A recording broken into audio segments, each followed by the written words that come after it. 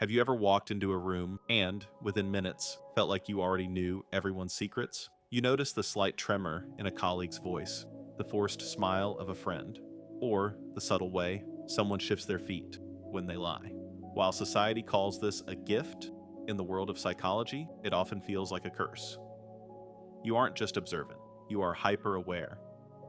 And this deep understanding of human nature is the primary reason why your relationships, whether romantic or platonic, seem to fall apart before they even begin. Welcome back to Mind Shadow. Today, we are exploring the dark reality of being a human lie detector and why high emotional intelligence often leads to profound solitude.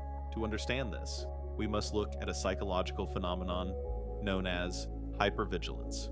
Research in behavioral science suggests that individuals who grew up in unpredictable environments often develop an advanced ability to scan for social cues. While this serves as a survival mechanism, it creates a significant barrier in adulthood. When you can read the hidden motives behind every kind gesture, the magic of human connection starts to fade. You don't see a compliment, you see a calculation. You don't see an invitation, you see an expectation. As the philosopher Friedrich Nietzsche once said, "Shared joys make a friend, not shared sufferings." But how can you share joy when you can sense the underlying envy or insecurity in the person sitting across from you? Academic studies on emotional intelligence often highlight the benefits of empathy. However, there is a dark side to high EQ that few talk about. A study published in the journal Emotion suggests that people with high emotional recognition are more susceptible to stress in social situations. Why? Because you are constantly absorbing the emotional noise of others. Most people are comfortable in relationships because they are blissfully unaware of their partner's minor deceptions or fleeting boredoms. But you see it all. You perceive the exact moment a conversation becomes performative. This leads to what psychologists call social burnout. You choose to end relationships, not because of a big fight, but because you are exhausted by the mental effort of navigating someone else's unauthentic layers. The philosopher Arthur Schopenhauer used the Porcupine dilemma to describe human intimacy. He imagined a group of porcupines huddling together for warmth on a cold day.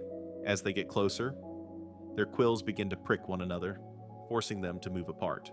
For the observant individual, these quills are the flaws, lies, and manipulations you detect in others. You want closeness, but your ability to see the sharp edges of human character keeps you at a distance.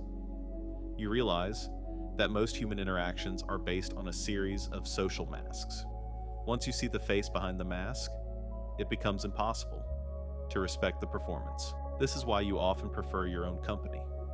In solitude, there are no masks to decode and no lies to filter. Furthermore, being a silent observer creates an imbalance of power that most people find uncomfortable. When you speak less and observe more, you are practicing what is known in psychology as strategic silence. You are collecting data, but you aren't providing any in return. Your partners or friends may feel exposed or judged in your presence. Even if you say nothing, they sense that you are seeing through them. And human beings, by nature, fear being truly seen. This creates a cycle where you withdraw because you find them unauthentic, and they withdraw because they find your silence intimidating. In the end, your relationships don't fail because you are broken or incapable of love. They fail because you refuse to settle for the superficial deceptions that hold most of society together. You are looking for a depth that is rare, and a truth that most people are too afraid to tell. As you move forward, remember that your solitude is not a sign of failure. It is a byproduct of your clarity. You are not alone because you don't fit in. You are alone because you see too much. If you've ever felt the weight of seeing what others miss, you are not alone. Subscribe to Mind Shadow to continue mastering the complexities of the human mind. Until next time, keep observing.